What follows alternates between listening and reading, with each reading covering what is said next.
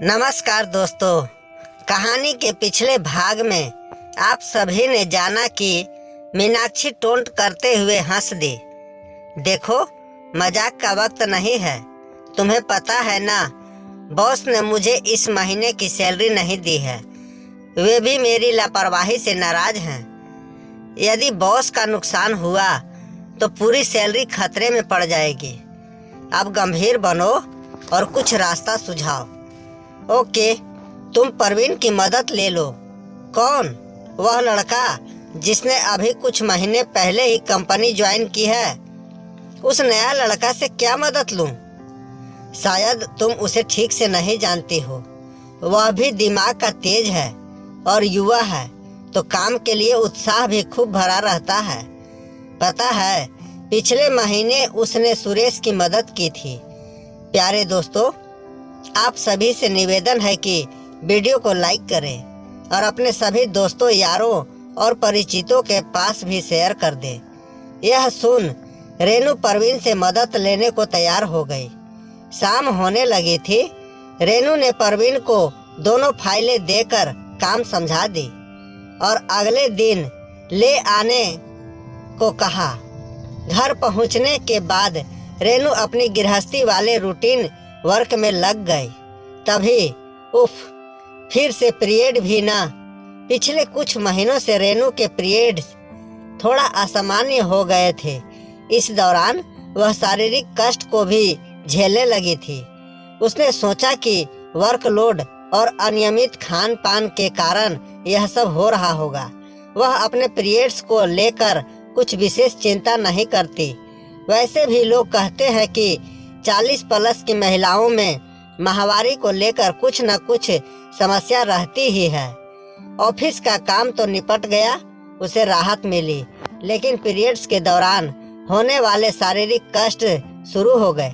इसलिए रेनू खाना खाकर जल्दी से बेड पर आराम करने चली गई। हॉट फ्लैश और पेड़ू कमर के दर्द से परेशान रेनू बिस्तर पर आते ही निठाल हो गई। संजय भी कुछ देर बाद बेडरूम में आ चुका था। वह रात की समय अवधि में रोमानियत महसूस कर रहा था। बिस्तर पर लेटी रेनू किसी हुस्न परी का एहसास करा रही थी। संजय रेनू के समीप आया और उसे स्पर्श करते हुए अपने पास खींचने की कोशिश करने लगा। नहीं संजय, तबीयत बिल्कुल ठीक नहीं है। हॉट फ्लैश से परेशान हूँ, मुझे आराम करने दो। यह क्या हो गया है तुम्हें? जब देखो तब तबीयत खराब या थकान का बहाना करती हो। ऑफिस जाने के लिए तुम तो एकदम तंदुरुस्त हो जाती हो, है ना? तुम कैसी बातें कर रहे हो?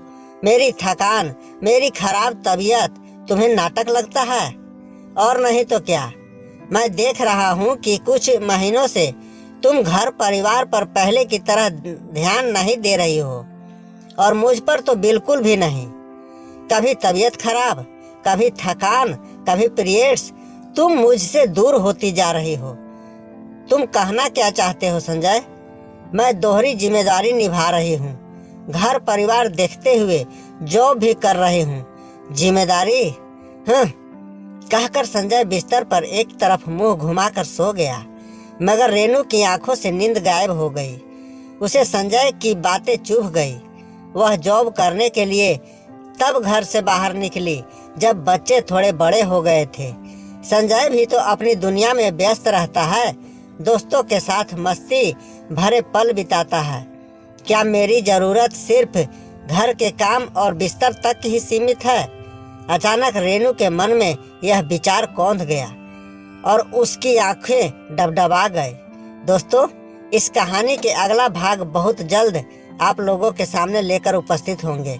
तो दोस्तों, कैसी लगी यह कहानी आपको? हमें कमेंट करके ज़रूर बताइएगा।